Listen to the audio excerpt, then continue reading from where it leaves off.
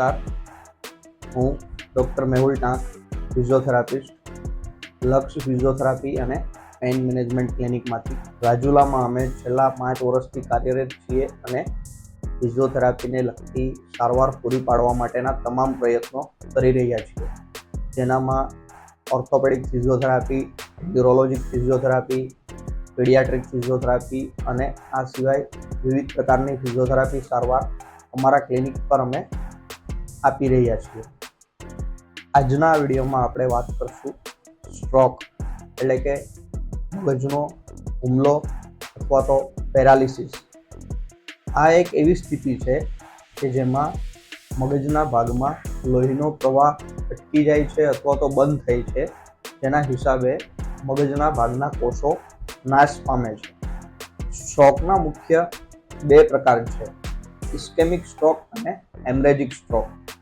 ઇસ્કેમિક stroke કે જેમાં મગજના અંદર રહેલી નસો કે જેનામાં લોહી ગંઠાઈ જાય છે, જેના હિસાબે મગજ સુધી ઓક્સિજનયુક્ત લોહી પહોંચતું નથી અને જેના પરિણામે મગજની અંદર રહેલા કોષો નાશ પામે છે. બીજું છે હેમરેજિક સ્ટ્રોક કે જેનામાં મગજની અંદર રહેલી નસો પ્રેશરના હિસાબે ફાટી જાય છે, જેના કારણે આ સ્ટ્રોક થાય છે. વાત કરીએ સ્ટ્રોકના ચિહ્નો અને લક્ષણો.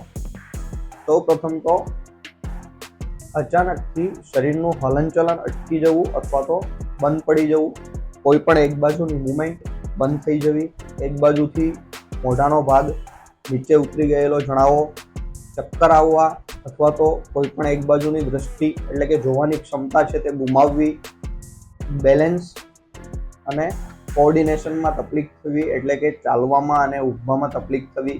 આ પ્રકારના મુખ્ય લક્ષણો આપણને સ્ટ્રોક અથવા તો પેરાલિસિસમાં જોવા મળે છે. આ પ્રકારના લક્ષણો જો અમુક સમય અથવા તો અમુક ક્ષણ સુધી જ જોવા મળે તો ત્યારે તેને ટ્રાન્ઝિયસ ઇસ્કેમિક સ્ટ્રોક એટલે કે મિની સ્ટ્રોક પણ કહેવામાં આવે છે.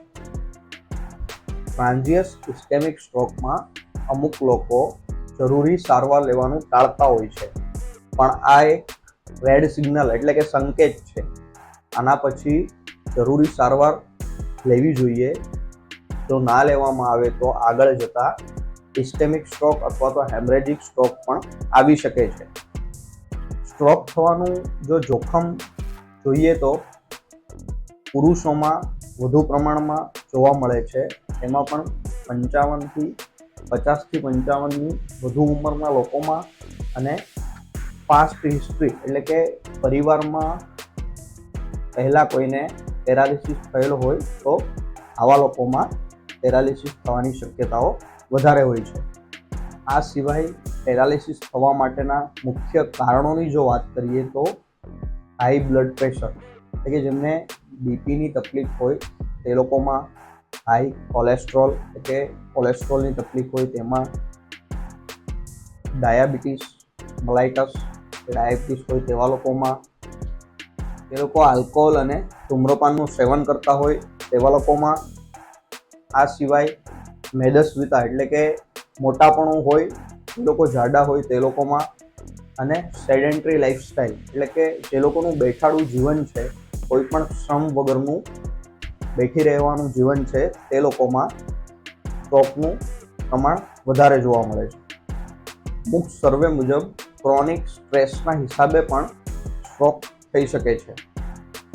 સ્ટ્રોક પછીની કોમ્પ્લિકેશનની વાત કરીએ તો મગજમાં સોજો આવવો, આંચકી આવવી, પગની અંદર રહેલી નસોમાં લોહી ગંઠાઈ જવું, ફેફસામાં ચેપ લાગવો, સ્ટ્રોક પછી યાદશક્તિ ઓછી થવી,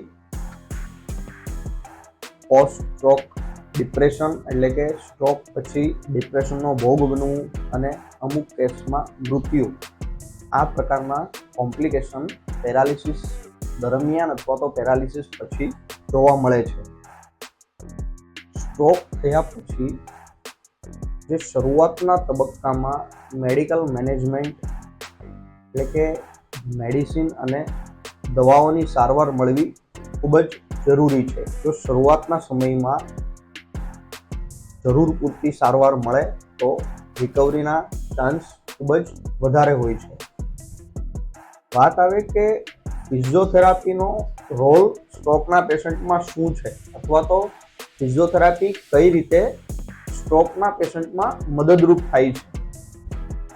ફિઝિયોથેરાપીનો સૌથી મુખ્ય રોલ અથવા તો મુખ્ય મદદ જો જોઈએ તો પેરાલિસિસના પેશન્ટમાં પોતાની ડેઇલીની એક્ટિવિટી અથવા તો પોતાનું રોજબરોજનું જે કામ છે તે પાછું પોતાની જાતે કરી શકે તેના માટે ફિઝિયોથેરાપી ખૂબ જ મદદરૂપ થાય છે.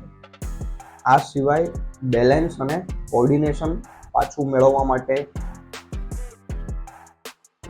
કોમ્પ્લિકેશન જેવી કે આગળ વાત કરી તેમ પગની નસોમાં લોહી ગંઠાઈ જવું એટલે કે ડીવીટી, ન્યુમોનિયા, આ સિવાય પ્રેશર સોર્સ જેમ કે પીઠની અને બેઠકના ભાગમાં જે ભાઠા પડી જાય છે તે પ્રિવેન્ટ કરવા માટે, આ બધી કન્ડિશન સુધી પેશન્ટ ના પહોંચે તેના માટે પેશન્ટને મોબિલિટી એટલે કે પેશન્ટને પોઝિશનિંગ કરવી અને પેશન્ટને હલનચલન કરાવવું ખૂબ જ જરૂરી છે, જે ફિઝિયોથેરાપી દ્વારા જ વધારે સારી રીતે અને સરળતાથી થઈ શકે છે.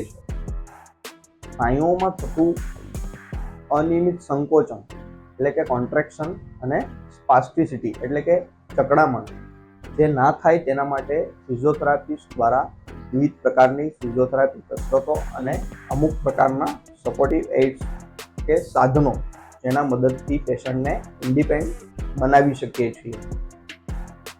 સ્ટ્રોક પછી આપણું મગજ ડેમેજ થઈ ગયેલા અથવા મરી ગયેલા કોષોના બદલામાં નવા કોષોનું નિર્માણ અથવા નવા કોષો વિકસાવી શકતું નથી, પરંતુ જે સારા કોષો છે અથવા તો જે સારો ભાગ છે તે ફરીથી ગોઠવણી કરી અને રચનાત્મક રીતે પાછી મૂવમેન્ટ આપવા માટે સક્ષમ છે.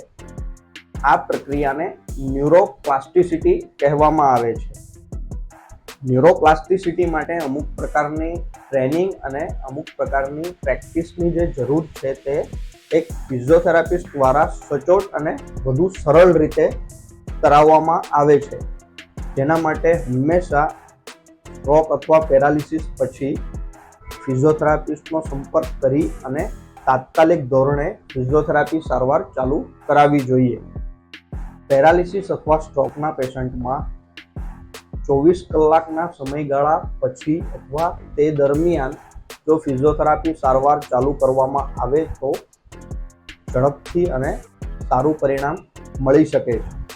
સ્ટ્રોકના પેશન્ટમાં અથવા પેરાલિસિસના કેસમાં પેશન્ટ ટુ પેશન્ટ એટલે કે દરેક પેશન્ટમાં રિકવરીનો સમયગાળો અને રિકવરીની પ્રક્રિયા ધીમી કે ઝડપી હોઈ શકે છે.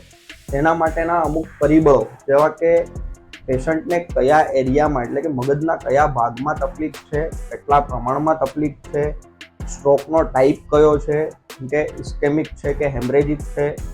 ઇસ્કેમિક સ્ટ્રોકમાં રિકવરીની પ્રક્રિયા ઝડપી હોય છે, હેમરેજિક સ્ટ્રોકમાં રિકવરીની પ્રક્રિયા થોડી ધીમી હોય છે. આ સિવાય પેશન્ટને સમયસરની મેડિકલ સારવાર મળેલી છે કે નહીં અને સમયસર ફિઝિયોથેરાપી સારવાર ચાલુ કરવામાં આવેલી છે તો કેટલા સમય સુધી ફિઝિયોથેરાપી સારવાર ચાલુ રાખેલી છે. આ બધા પરિબળો સ્ટ્રોકના પેશન્ટમાં રિકવરી માટે જવાબદાર હોય છે.